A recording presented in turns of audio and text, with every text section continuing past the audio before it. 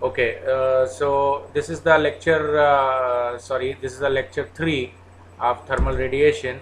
I'm wrongly mentioned this lecture 2. This is a lecture 3 of thermal radiation. Here I am discussing about the algebra of shape factor, general concept of radiation between a black surfaces, and radiation exchange between a real surfaces. Clear? So this is very important lecture, and definitely here I am introducing the electrical analogy between the concept of thermal radiation and this electrical circuits. So let us take the one by one. Let us discuss about the algebra of shape factor. So first of all, if I am discussing about algebra of shape factor, so the basic concept in last class जो मैंने discussion किया था about shape factor, तो उसके आगे मैं shape factor, कुछ shape factors ऐसे होते हैं जो डायरेक्टली आप जो क्वेश्चन दिया गया है उसके रिस्पेक्ट में आप डायरेक्टली इसको इवेल्युएट कर सकते हैं, और कुछ शेप फैक्टर ऐसे होते हैं जिसमें आप ज्योमेट्रिकल कॉन्सेप्ट लगाते हैं, और मैंने फार्मूला ज्योमेट्रिकल कॉन्सेप्ट का आपको बताया था, that is sorry f1 to 2 is equal to 1/a1 double integration, याद होगा आपको, dA1 dA2 cos theta 1 cos theta 2 divided by pi r square. ये मैंने लास्ट क्लास आपको बताया था. तो वो तब के लिए है जब इन केसेस में कोई केस लाई ना कर रहा हो और तब आपको कैलकुलेट करना पड़े. तो पहले मैं वन बाई वन यहाँ पर कंसीडर कर रहा हूँ, उस चीज़ को ध्यान से समझिएगा. The shape factor is purely a function of geometrical parameter, ये आपने लास्ट क्लास में देख लिया है. ठीक. सेकेंड, रेसिप्रोकल थ्योरम, ये थ्योरम भी मैंने लास्ट क्लास में आपको डिराइव करा दी थी. The radiation exchange between two surfaces, the shape factors are related as a1 f1 to 2 is equal to a2 f2 to 1. ध्यान रखिएगा, रेडिएशन एक्सचेंज कभी भी एक साथ सारे सर्फेसेस में नहीं कैलकुलेट किया जाता, एक साथ दो सर्फेसेस में कैलकुलेट किया जाता है. ठीक. तो रेसिप्रोकल थ्योरम हमेशा आप दो सर्फेसेस के बीच में ही अप्लाई करेंगे, इस चीज़ का ध्यान रखिएगा. a1 f1 to 2 is equal to a2 f2 to 1, this called the reciprocal law. तीसरा जो है वो ज्योमेट्री से देख के आप कैसे पता लगा सकते हैं shape factor. The shape factor of a plane surface with respect to itself. ये देखिए, मैंने यहाँ पर एक डायग्राम बनाया. एक ये सरफेस है, प्लेन सरफेस है, से फॉर एग्जांपल ये इसको मैंने नाम दिया है 1, और यहाँ से कोई भी रेडिएशन एमिट हो रहा है, तो इसका शेप फैक्टर इसके रिस्पेक्ट में अगर आप कैलकुलेट करेंगे f1 to 1, this should be equal to 0. ध्यान रखिएगा, प्लेन सरफेस. क्लियर. दूसरा, the shape factor of convex surface. Convex कैसा होता है, ये शेप है कॉन्वेक्स. यहाँ पर ये जो लाइंस आपको दिख रही हैं, इन लाइंस का कहने का मतलब है कि इस पर्टिकुलर वन डायमेंशनल इसमें जो भी रेडिएशन एक्सचेंज हो रहा है वो एक ही तरफ रेडिएशन एक्सचेंज हो रहा है, इस डायरेक्शन में कोई रेडिएशन एक्सचेंज नहीं है.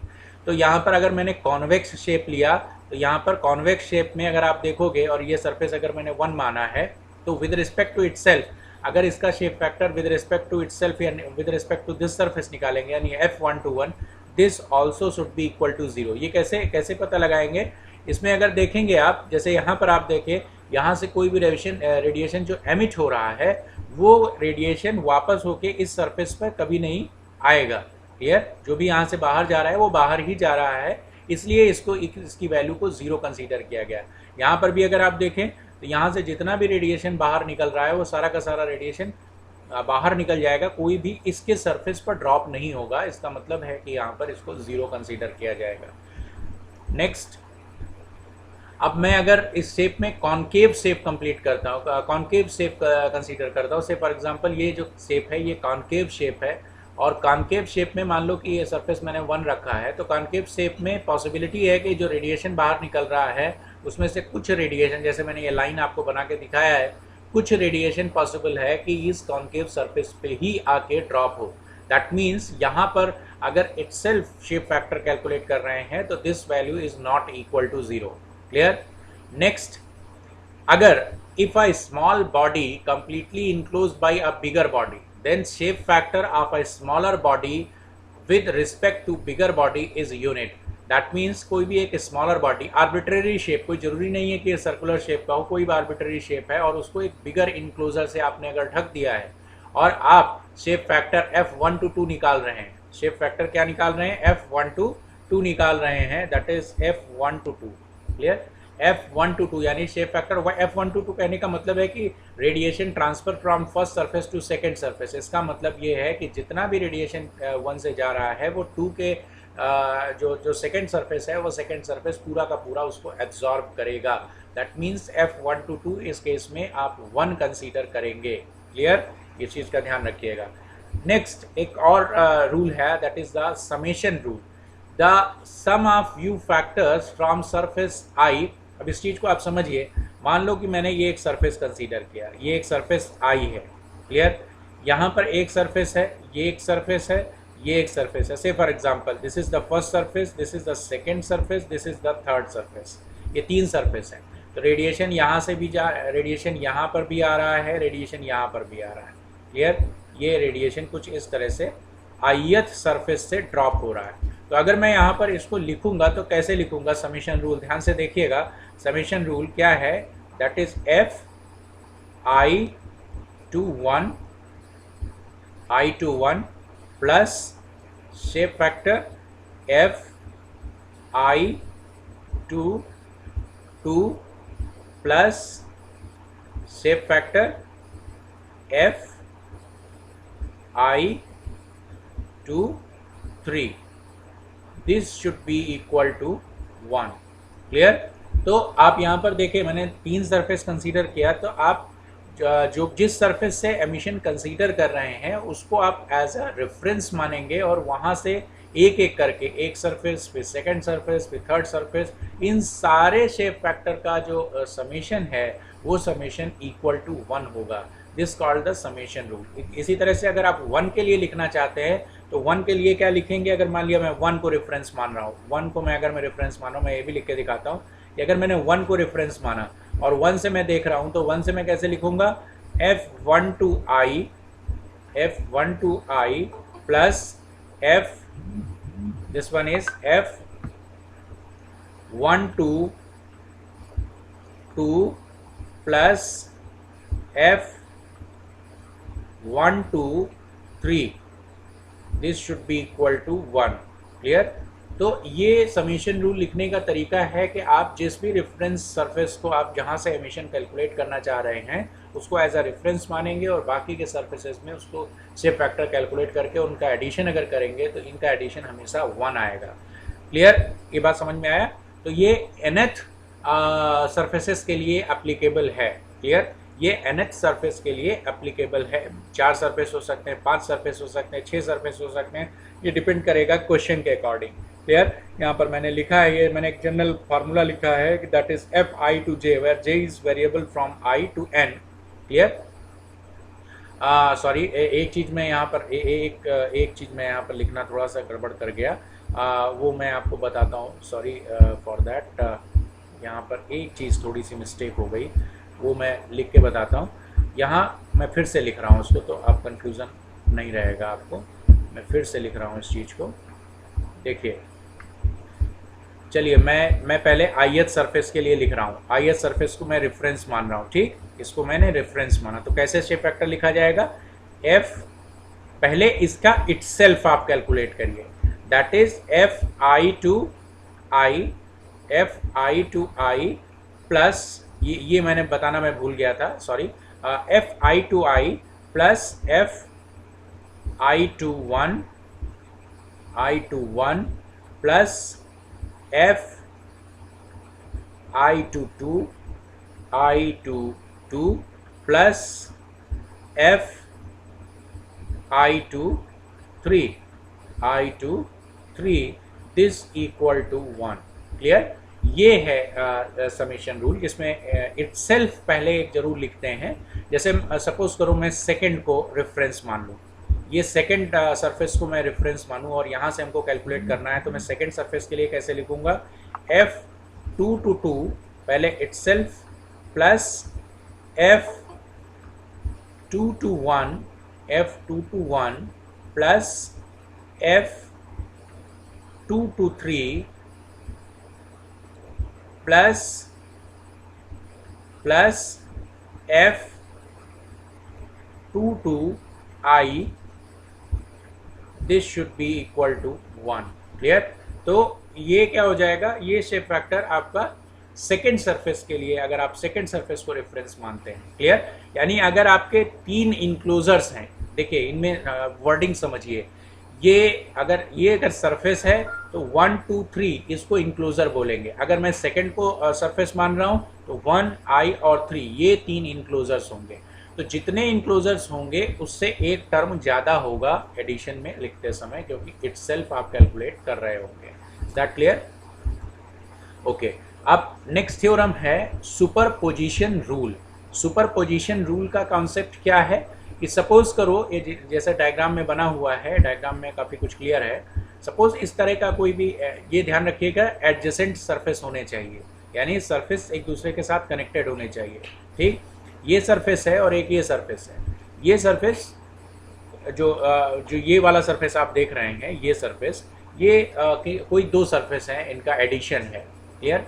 तो सुपरपोजिशन रूल क्या कहता है, the view factor from the surface I to surface J is equal to sum of view factor from surface I to the parts of surface J as per the superposition rule। मैं यहाँ पर एक example लेके, जैसे मैंने बताया कि आपको ये डायग्राम अगर देख रहे हैं, यहाँ पर कैसे लिखा जाएगा, शेप फैक्टर 1 2 2 to 3, ठीक, 2 और 3, ये देखिए मैंने यहाँ पर लिखा हुआ है, इज इक्वल टू क्या हो जाएगा, F1 to 2 plus F1 to 3, यानी एक इसके साथ और एक इसके साथ। क्लियर? ये 2 शेप फैक्टर इस तरह से लिख सकते हैं, F1 to 2 plus F1 to 3। Clear? अगर मैं यहाँ पर एरिया का मल्टीप्लाई कर दूँ यहाँ पर A1 के साथ, तो ये मैंने एरिया को मल्टीप्लाई किया दोनों तरफ, LHS और RHS, तो A1 F1 to 2 to 3 multiply is equal to A1 F1 to 2 plus A1 F1 to 3। अब अगर आप यहाँ पर देखो, अगर मैं यहाँ से भी लिखूँ इसको, मैं जैसे मैंने इधर से लिखा है, अगर मैं इसको इस साइड से लिखूँ तो मैं कैसे लिखूँगा, मैं इस तरह से लिखूँगा A2, ये A2 था, तो A2, जस्ट अ मिनट, ये मैं कैसे लिखूँगा, मैं इस तरह से लिखूँगा A2 plus A3 F3 to 2 is 1, इन दोनों को मैंने समाप्त किया और अब मैं 1 के साथ में निकाल रहा हूँ। क्लियर? तो अब ये किसके बराबर होगा, A2 F2 to 1 plus A3 F3 to 1। ठीक, ये इक्वेशन आप देखिए और इस इक्वेशन में देखिए, ये बात समझ में आया? तो अगर आपको यहाँ से ये निकालना है कि shape factor F2 to 3 to 1 कितना होगा, तो आप simple A2 F2 to 1 plus A3 F3 to 1 upon A2 plus A3 लगा सकते हैं। ये बात सुपरपोजिशन रूल के लिए है। ठीक, सुपरपोजिशन रूल में क्या है, मैं फिर से पढ़ता हूँ, the view factor from the surface I, suppose करो ये सरफेस I था, to surface J is equal to sum of view factor from surface I to the part of surface J। ये देखिए, ये चीज़ मैंने लिखा है। ठीक, ये चीज़ यहाँ पर ये चीज़ लिखी है। ठीक, तो यहाँ से आप F2 to 3 कैलकुलेट कर सकते हैं। बात समझ में आ गई? ओके, नेक्स्ट रूल जो है, ये सारे रूल्स आप जो कैलकुलेशन पार्ट जब आएगा तो वहाँ पर यूज़ किए जाएंगे, इसलिए इसको बहुत ध्यान से समझिएगा। सिमेट्रिकल रूल, ये भी बहुत इंपॉर्टेंट रूल है। सिमेट्रिकल रूल का कॉन्सेप्ट क्या है कि सपोज करो मैंने यहाँ पर एक डायग्राम बनाया, सपोज करो एक सिलेंडर है, तो ये एक सिलेंडर है। इस सिलेंडर में अगर आप देखो, ये जो फर्स्ट सरफेस है और ये जो सेकेंड सरफेस है एक दूसरे के आइडेंटिकल है। आइडेंटिकल मतलब जो इसका डाया है वही इसका भी डाया है। ठीक है, और ये इन दोनों को कनेक्ट करता हुआ जो कर्वेचर वाला सरफेस है, ये कर्वेचर का सरफेस 3 है। If 2 or more surface has the symmetry about the third surface will have identical view factor from the surface। इस तरह की सिचुएशन अगर आती है, यानी अगर आप ये देखो कि ये इसका डायमीटर दोनों का डायमीटर बराबर है और दोनों एक साथ एक सरफेस के साथ कनेक्ट है, यानी सरफेस 3 के साथ कनेक्ट है, तो इसका मतलब ये है F3 to 1 should be equal to, यानी जो शेप फैक्टर यहाँ से यहाँ तक का होगा वही शेप फैक्टर यहाँ से यहाँ तक का होगा। Clear? F3 to 1 is equal to F3 to 2 and also by reciprocal theorem F1 to 3 is equal to F2 to 3। ये reciprocal theorem से आप अप्लाई कर सकते हैं। reciprocal theorem क्या है? that is reciprocal theorem क्या है? that is A1, मैं यहाँ पर लिख रहा हूँ, A1 F1 to 3 is equal to A1, sorry मैं यहाँ पर सीधे इसने रूल लिख दिया है, मैंने यहाँ पर लिख के दिखाना है आपको। A1 F123 this should be equal to A3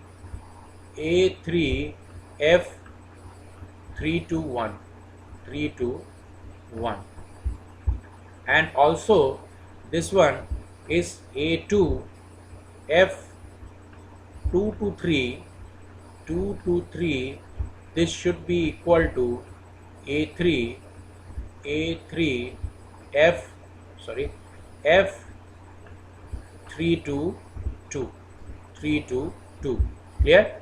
और यहाँ से आप देखें F321 और F322 बराबर है, यानी ये हम लिख सकते हैं A1 F123 is equal to A2 F223 and A1 and A2 both are equal, so you can say F123 is equal to F223. Is that clear? क्योंकि आप यहाँ से ये चीज़ लिख सकते हैं that is A1, अब अगर आप देखें तो ये साइड दोनों साइड इक्वल है बिकॉज F321 एंड F322 यहाँ से देखिए ये दोनों इक्वल हैं और A3 इक्वल है, that means this side should be equal which implies A1 F123 this should be equal to A2 F223. Is that clear? 223 and A1 and A2 both are same, so A1 and A2 will be cancelled out, so you can say F123 is equal to F223. Is that clear? तो this is the symmetrical rule. बात समझ में आया आपको? लेकिन अगर आप चाहो कि सिमेट्रिकल रूल हम किसी इस तरह के सरफेस में अप्लाई करें, जैसे ये सरफेस है, this one is the surface, यहाँ पर अगर आप देखें तो यहाँ पर मान लो कि ये 1 है, ये 2 है और ये 3 है, तो अगर आप देखें 1 और 2 एक दूसरे के पैरेलल तो हैं, लेकिन इन दोनों के डाया अलग अलग हैं, इसलिए आप F321 is equal to F322 नहीं कर सकते। Clear? These are not equal. Is that clear? ये तभी इक्वल होंगे जब ये दोनों सरफेसेस एक दूसरे के आइडेंटिकल होंगे। आइडेंटिकल मतलब जो सरफेस एरिया है वो इक्वल होना चाहिए। सरफेस एरिया एंड शेप, ध्यान रखिएगा, सरफेस एरिया एंड शेप दोनों इक्वल होने चाहिए, अदरवाइज फिर आप सिमेट्रिकल रूल नहीं अप्लाई कर पाएंगे। ओके, नेक्स्ट, और ये एक बहुत इंपॉर्टेंट कॉन्सेप्ट है, इस चीज़ को समझिए। इफ़ एन सरफेस इंक्लोजर, मैंने आपको इंक्लोजर के बारे में और सरफेस के बारे में चीज़ बताई हैं। सपोज करो कि ये एक सरफेस है और ये इसके इंक्लोजर्स हैं, ये सारे इंक्लोजर्स हैं, इनको इंक्लोजर्स बोला जाता है। ये सरफेस है और ये सारे इंक्लोजर्स हैं। सपोज करो ये 1 है, ये 2 है, एंड सो ऑन करके ये मैंने nth इंक्लोजर कंसीडर किया। मैंने यहाँ पर लिखा if n surface enclosures are then total number of view factor are n square, which is very important thing। अगर आपके पास 4 इंक्लोजर हैं, किसी भी सरफेस के 4 इंक्लोजर हैं, तो टोटल व्यू फैक्टर कितने रिक्वायर्ड होंगे कैलकुलेशन करने के लिए? 4 square, that means 16 view factors are required. अब इन 16 व्यू फैक्टर्स में से 1/2 times n(n-1) view factor are directly determined by the reciprocal summation and superimposition rule and the rest are calculated by observation। बात समझ में आया? ठीक है, 1/2 n(n-1) इतना अगर आप देखें, जैसे मैंने यहाँ पर एग्जांपल लेके बताया कि मान लो कि आपके पास 3 इंक्लोजर हैं, तो टोटल व्यू फैक्टर 9 रिक्वायर है, तो आपको 1/2 3 × 2 यानी 3 जो हैं वो आपको कैलकुलेट करने हैं रेसिप्रोकल समेशन और सुपर इम्पोजिशन रूल से। और जो 6 व्यू फैक्टर फर्दर व्यू, क्योंकि 6 + 3 9 हुआ ना, तो बाकी के जो 6 व्यू फैक्टर हैं वो आप बाय ऑब्जर्वेशन, यानी क्या वो प्लेन वॉल है, क्या वो कॉन्वेक्स सरफेस है, क्या वो कॉन्केव सरफेस है, क्या वो कोई भी इंक्लोजर है वो उसको कम्प्लीटली इंक्लोज कर रहा है, इस तरह से आप उसको जो डायरेक्टली व्यू करके कैलकुलेट कर सकते हैं। तो ये एक क्रॉस चेक करने के लिए है एटलीस्ट कितने व्यू फैक्टर्स आपको रिक्वायर्ड है।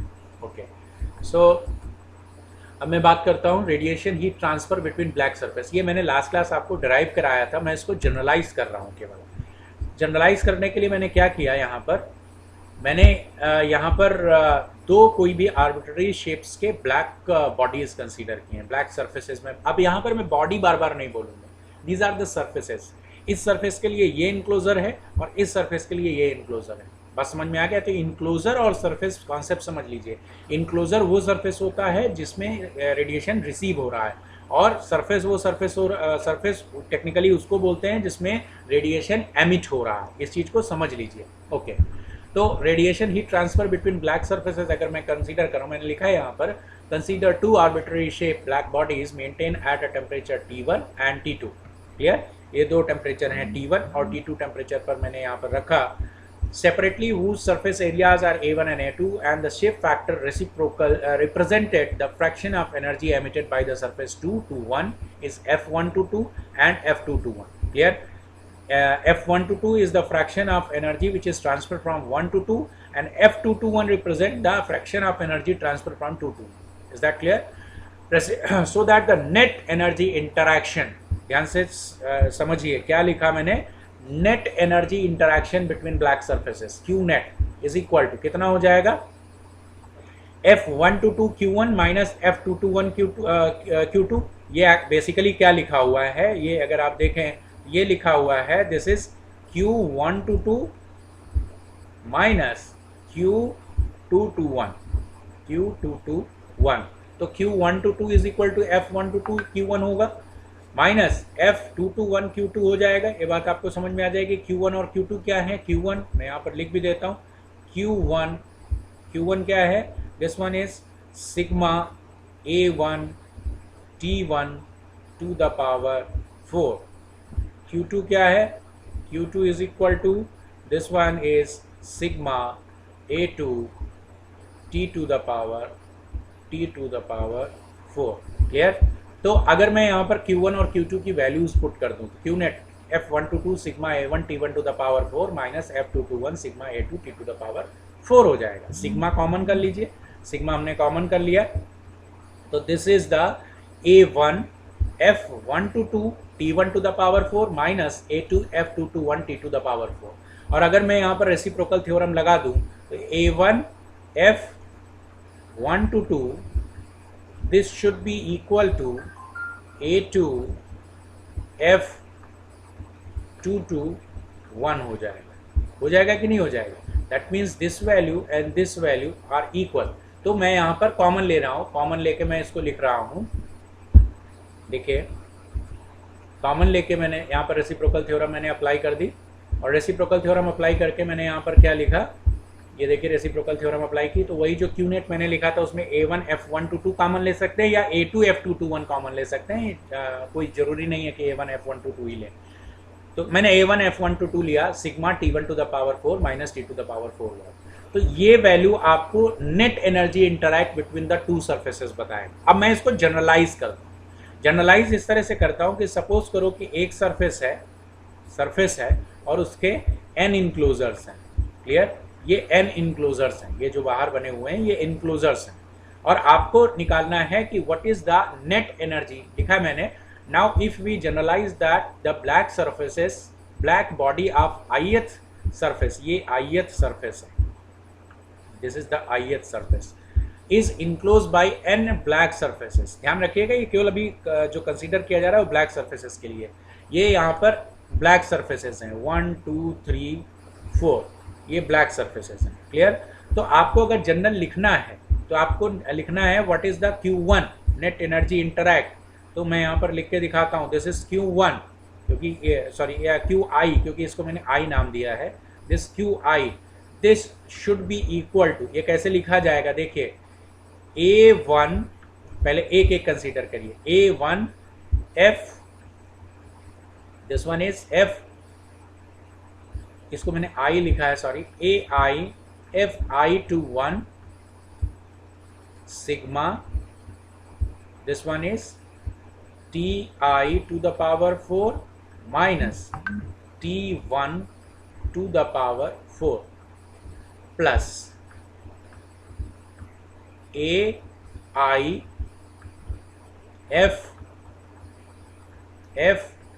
Fi to 2 second surface sigma क्या हो जाएगा, Ti to the power 4 minus this is T to the power 4 and so on. Second surface के लिए लिख सकते हैं। अब मैं इसमें सीधे फाइनल फोर्थ सरफेस के लिए लिख रहा हूं, plus AI I to 4 sigma, this one is Ti to the power 4 minus this one is T4 to the power 4. Is that clear? So this is the net energy transfer from the ith surface. Is that clear?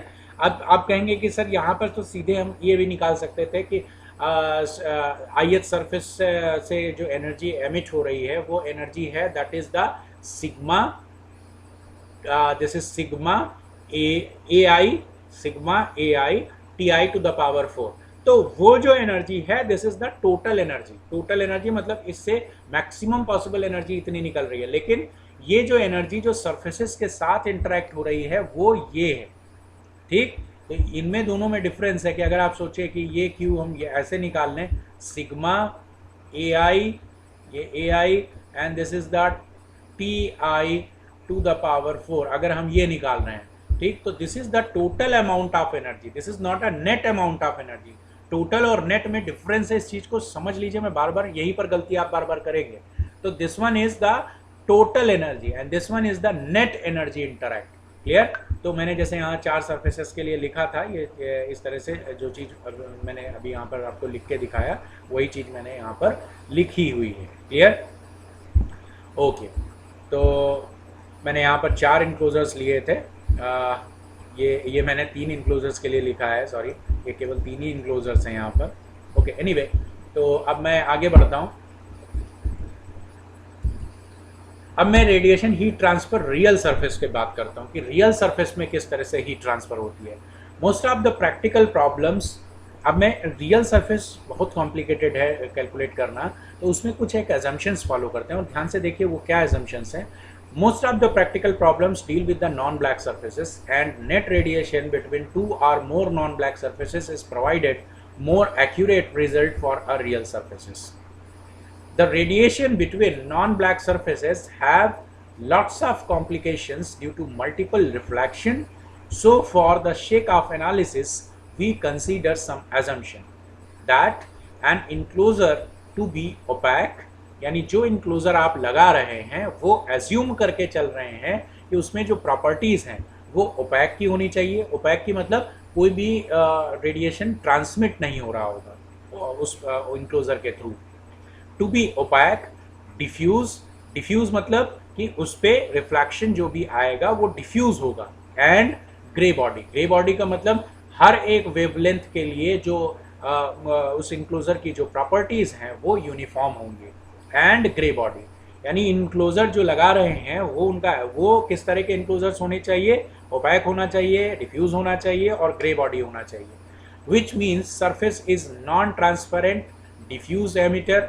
And diffuse emitter के बारे में मैंने आपसे कहा था, in all direction emissive this directional radiation is uniform. And diffuse emitter and radiation properties are independent of wavelength due to the grey body. Also, we assume that each enclosure have isothermal surface and both incoming and outgoing radiation are uniform over each surface. यानी जो enclosures आपने लगाए हैं उनमें पूरा का पूरा जो surface है enclosure का उसका टेम्परेचर यूनिफॉर्म है. ऐसा नहीं कि जगह जगह उसका टेम्परेचर बदल रहा है. ठीक, तो अब मैं यहाँ पर जो मैंने आपको एजम्पशन बताए उन एजम्पशंस को अगर मैं फॉलो करूँ तो क्या आएगा. देखिए, आपको रेडियोसिटी का कॉन्सेप्ट लास्ट क्लास में बताया था. मान लो मैं एक रियल सरफेस कंसीडर कर रहा हूँ, इसको नाम दे रहा हूँ मैं ith सरफेस. इसके ऊपर कोई भी रेडिएशन इंसिडेंट हो रहा है, दिस इज द gi, तो रिफ्लेक्टेड है gr और इससे एमिटेड है e. तो रेडियोसिटी ji कितना हो जाएगा, this is the reflected radiation plus emitted radiation. Reflected radiation is rho i gi, agree करते हैं, और E is equal to epsilon I E B. ठीक, मैंने यहाँ पर क्या कहते हैं एब्जॉर्बिटी और इमिसिविटी को मैंने इंट्रोड्यूस किया. अब मैं नेक्स्ट स्लाइड में आता हूँ. अब यहाँ पर देखिए, यहाँ मैंने क्या किया, in that case what I am trying to do, मैं जितने भी मैंने एजम्पशंस लिए हैं उन एजम्पशंस को लिख रहा हूँ. पहला मैं ओपैक बॉडी के लिए लिख रहा हूँ. ओपैक बॉडी में याद होगा आपको मैंने क्या कहा था, this tau is equal to 0. Tau is equal to 0 which implies alpha plus rho is equal to 1. Grey surface के लिए मैंने क्या कहा था आपसे कि सारी प्रॉपर्टी यूनिफॉर्म होती हैं, that means rho is equal to epsilon. Clear, लिख सकते हैं इसको, rho is equal to epsilon is equal to alpha is equal to, सारी चीज़ें लिख सकते हैं। तो ग्रे सरफेस, और अगर वो क्या क्या मैंने लिया था, perfect diffuse emitter. Diffuse emitter मतलब कि वो उसकी जो एब्जॉर्बिटी है उसकी इमिसिविटी के बराबर होगी। क्लियर, तो रो इज इक्वल टू, अगर एप्सिलॉन मैं कंसीडर करता हूँ तो rho is equal to 1 minus alpha हो जाएगा, यहाँ से rho is equal to 1 minus alpha हो जाएगा।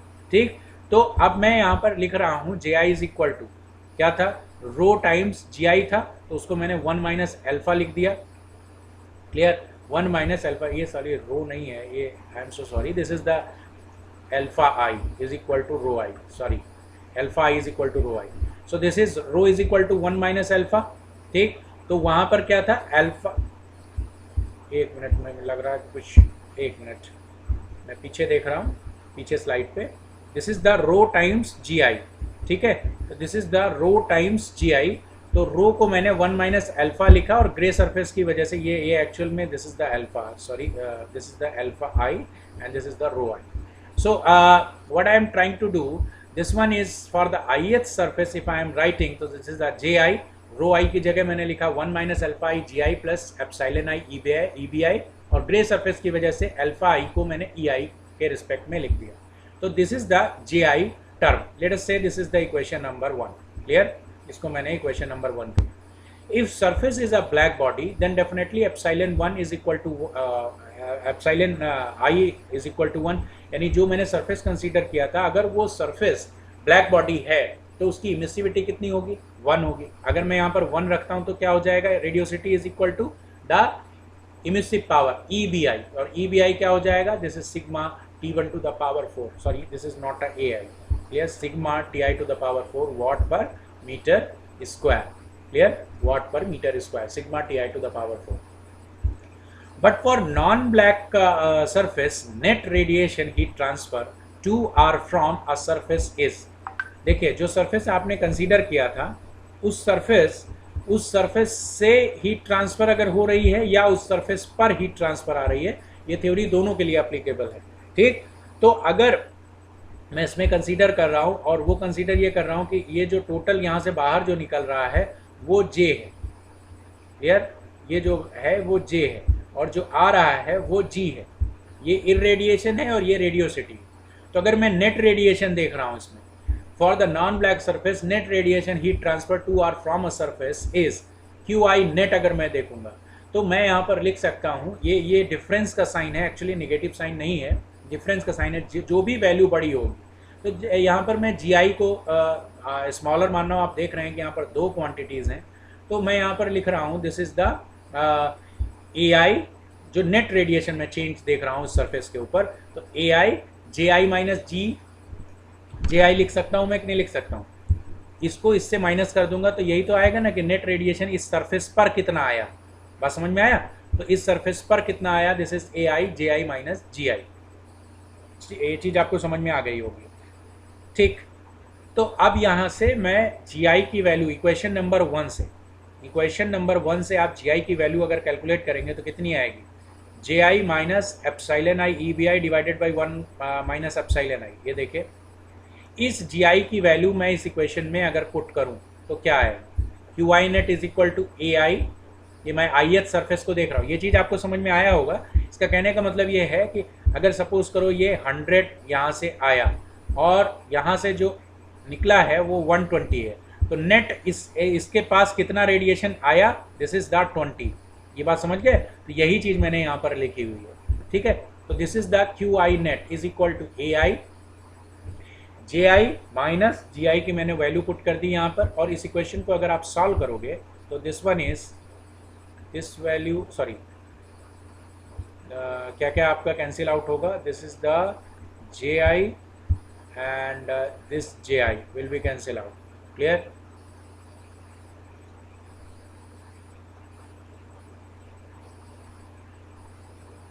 ओके, सो ये अगर आप इस इक्वेशन को देखें, इसको सॉल्व करें तो this is the J I minus J I epsilon I minus J I plus epsilon I E B I, तो जे आई और जे आई कैंसिल हो गया, तो यहाँ से एप्साइलन अगर आप कॉमन लेंगे तो क्या आएगा, E B I minus J I upon 1 minus epsilon I. Q I net, अब क्या लिख सकते हैं आप क्यू आई नेट को, E B I minus J I multiply A I को यहाँ पर कर दिया, या इसको इस तरह से भी लिख सकते हैं E B I minus J I upon 1 minus epsilon I upon A I epsilon I. और यही आपका ये चीज़ जो है, आप अगर देखें ओम्स लॉ से, तो ये ओम्स लॉ से अगर आप इस चीज़ को देखें तो ओम्स लॉ से अगेन ये del current is equal to del V upon R, R is a resistance, तो इसको यहाँ पर हम लोग बोलते हैं सरफेस रेजिस्टेंस।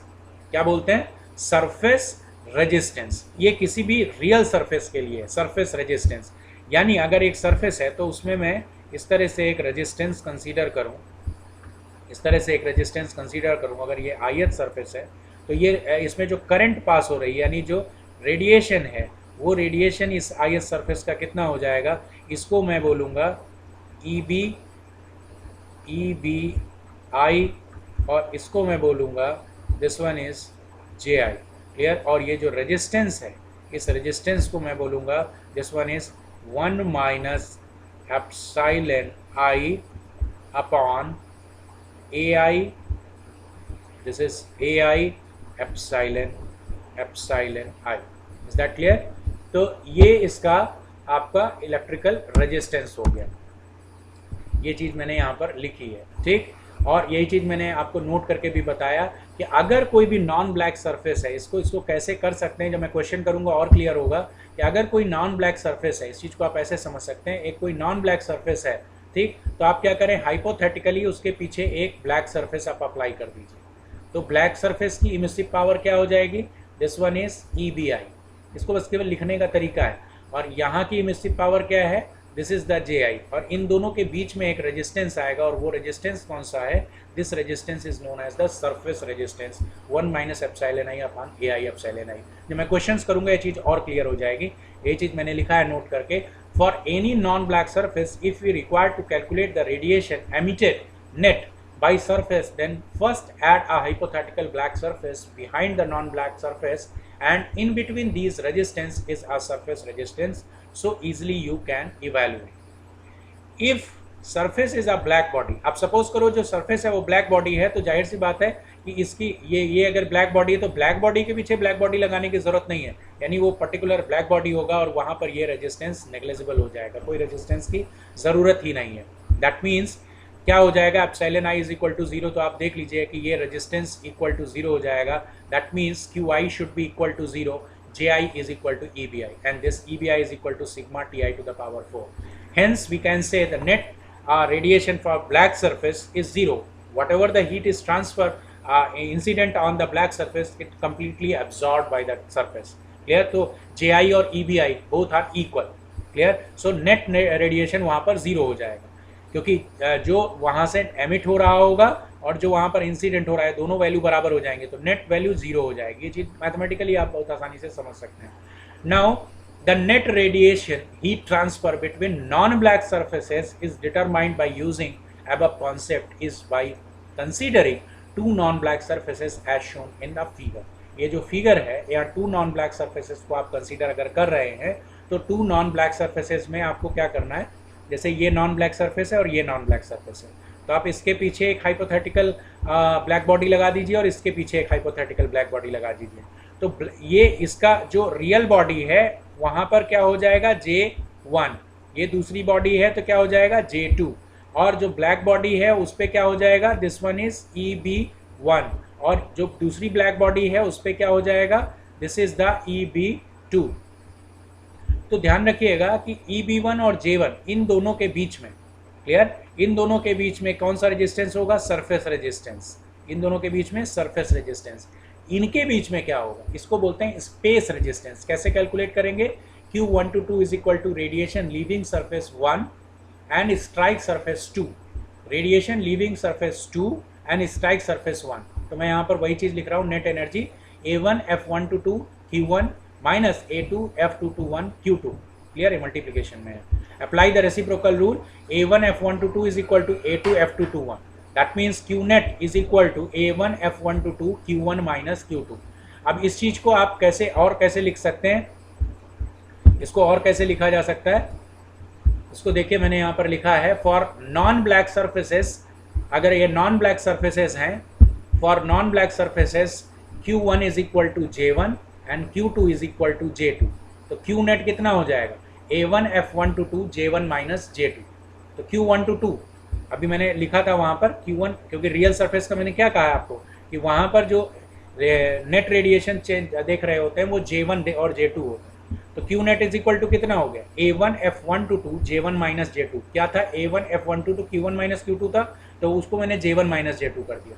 तो Q1/2 या Q नेट जो आ रही है वो Q नेट कितना आ रहा है, this is J1 minus J2 upon the 1 upon A F1/2, और इसको हम लोग बोलते हैं that is the space resistance. इसको हम लोग क्या बोलते हैं, this is the space resistance. Clear, we generalise the n enclosure के लिए मैं जनरलाइज कर सकता हूं, दिस वन इज AFI/J, यानी अगर मैं केवल रियल सर्फेसेस के बीच में देख रहा हूं और ये देख रहा हूं कि कितना नेट एनर्जी ट्रांसफर हो रही है, जैसे मैंने ब्लैक सरफेस के लिए देखा था, तो ब्लैक सरफेस में वो चीज़ क्या थी, A1 F1/2 that is sigma T1 to the power 4 minus T to the power 4। लेकिन यहाँ पर sigma T1 to the power 4 minus T to the power 4 नहीं ले सकते because it's not a black body. तो यहाँ पर आप क्या कंसीडर करेंगे, J1 माइनस J2। क्लियर, तो पर्टिकुलर ये चीज़ मैं अब नेक्स्ट क्लास में फर्दर डिस्कस करूंगा। For example there are the 3 non black surfaces, यहाँ पर आप समझ लीजिए इसको। अगर मैं 3 नॉन ब्लैक सर्फेसेस ले रहा हूँ तो मैं कैसे लिखूंगा, Q1, अगर मैं पहले को 3 सर्फेसेस हैं, एक ये और ये 3 इनक्लोजर्स हैं, यानी अगर मैं इसको सरफेस मान रहा हूँ तो ये सरफेस और ये सरफेस इसके इनक्लोजर्स हैं। तो मैं अगर Q1 ले रहा हूँ नेट एनर्जी, तो this is the A1 F1/2 J1 minus J2 plus A1 F1/3 J1 minus J3, और Q1 इसको मैंने पहले आपको डिराइव करके दिखाया। इसको मैं क्या लिख सकता हूँ, इसको मैं लिख सकता हूँ EB1 minus J1 upon 1 minus epsilon 1 upon A1 epsilon 1, क्योंकि सरफेस का है तो सरफेस का सरफेस रेजिस्टेंस के साथ में, बाकी ये स्पेस के साथ में, तो ये स्पेस रेजिस्टेंसेस के साथ में हम वैल्यू कैलकुलेट करेंगे। इसके एप्लीकेशन के बारे में हम लोग नेक्स्ट क्लास में डिस्कस करेंगे। क्लियर, तो this is about the space resistance and surface resistance, और इनके प्रूफ आप एक बार फिर से इस वीडियो को देखेंगे तो समझ में आएगा। Okay, thank you for watching this video, और हम लोग अब नेक्स्ट क्लास में इसके बाद देखेंगे।